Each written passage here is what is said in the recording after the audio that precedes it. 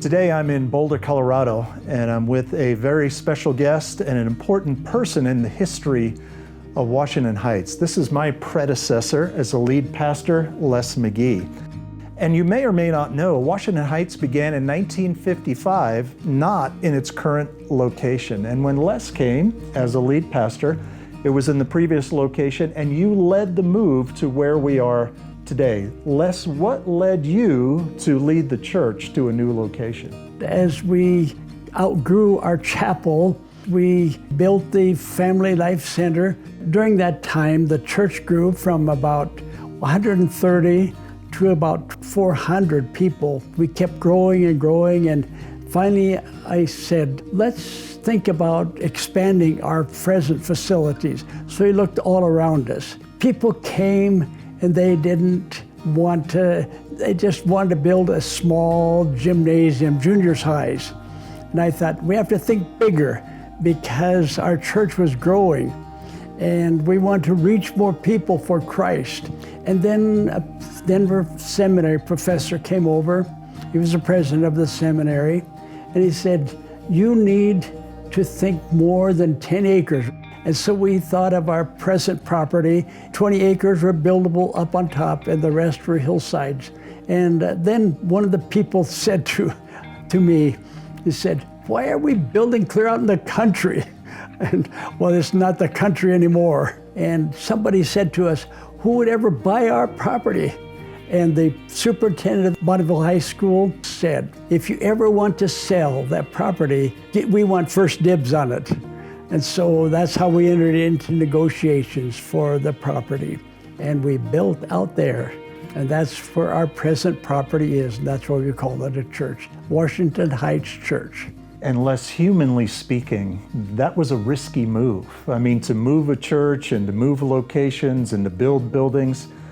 What led you to undertake that and have the confidence that that was a step that God had for you? We're confident that God had us out there because we wanted to keep growing, and I had the conviction that a small congregation didn't have nearly the impact of a community as a large congregation.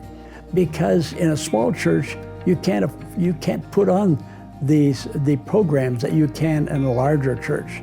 And so I would just encourage you to not be fearsome, but look to God, and God will direct you and God will supply your needs. Would you say that God exceeded your expectations or undershot those expectations or about met them? Oh, I very, very much overshot my expectations. I didn't ever dream that our church would become the large congregation that it is.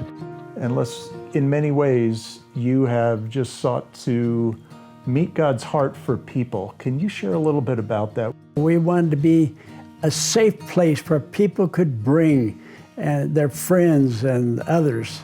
And we tried to just think of what a non-church person would think of our church.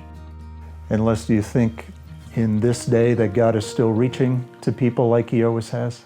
Oh, I'm no doubt. In fact, there may be more people that are open, and that are searching, that are looking for the gospel.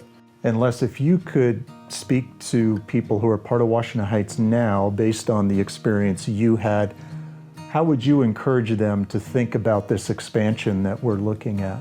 I look back now, and I'm so glad we moved out. Our church would not be anything that it is today because we need to focus on God and reaching out to more people who I'm convinced need to know the Lord and need to follow Him.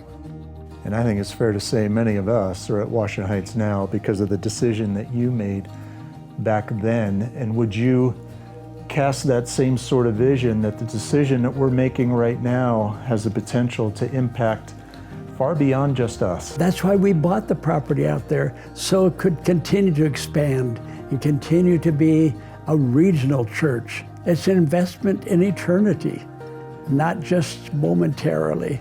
And I think one has to remember that you won't take anything with you in the way of treasures. but they will all remain here.